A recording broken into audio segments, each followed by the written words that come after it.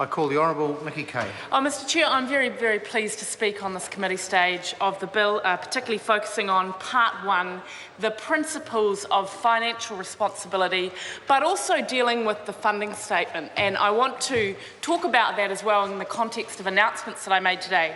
But first I want to correct a few things that the opposition have already said. The first thing I want to say is when we're talking about the principles of financial responsibility, it is this side of the House that can talk about principles of financial responsibility, because we've taken a scheme that was in a $4.8 billion hole from $10 billion of assets to $31 billion of assets. We've got all three accounts in solvency, and this side of the House needs to be very proud of that. The second point that I want to make is that when we are looking at the bill and the changes that were made in the bill, and I want to say this to Sue Moroney has just said that maybe some of these changes around the principles could mean some kind of conspiracy theory. If you actually look at the law and what we have passed, what we have acknowledged is, if you look at those principles of solvency and stability, there will be unusual situations, whether it's the global financial crisis, in fact the Canterbury earthquakes.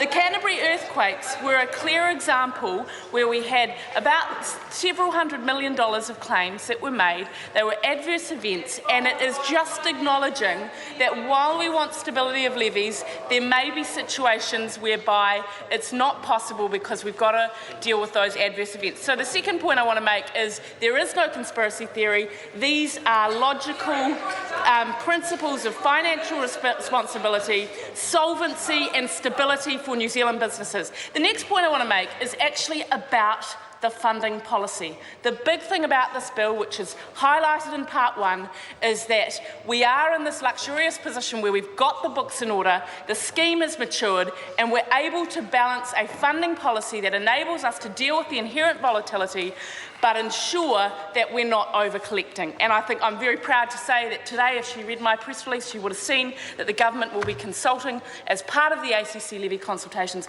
on a funding policy of 100 to 110% over a 10-year period.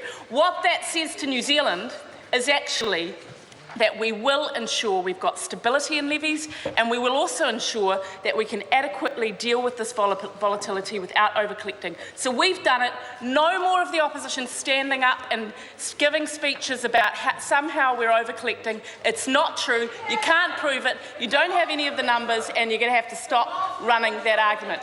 The next point that I want to make is actually around this whole point of ensuring that we do have good principles of financial responsibility in this legislation and transparency of that. And I do want to acknowledge the Select Committee and the work in this particular part of the bill.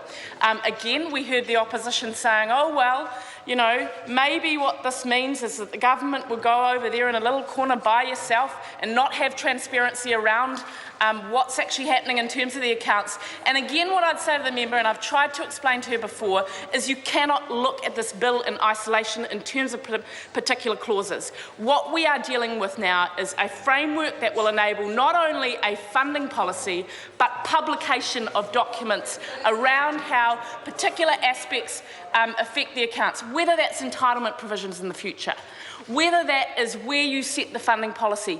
That will be made public. But I've gone, or members in this committee have gone even further, and we've added another clause just to make sure there are no conspiracy theories here, but actually there will be targeted consultation, and I've confirmed in my press release today that there will be consultation as part of the ACC levy consultation next week on the funding policy. So again, opposition says that we're over-collecting, proven wrong. We've got a clear funding policy which shows that we're not. Second thing that is out there, that we're not going to consult on the funding policy. Well, I've said we are. We've got another clause in this bill, and we'll be doing it next week. And then finally, there are so many businesses in New Zealand that have had to deal with what I think is the volatility and the lack of stability. They're small businesses, some of them, and they don't have the ability to wear those costs. We are changing that with this framework. I think we're going to have much clearer, transparent, stable levy setting. I'm going to talk about the residual. in a later aspect of the bill, and I'm sure that all members in this House will be supporting the government's announcement today, because they know better than anyone that this is one of the single best things that we can do to send the right signals around having the fairest possible levies.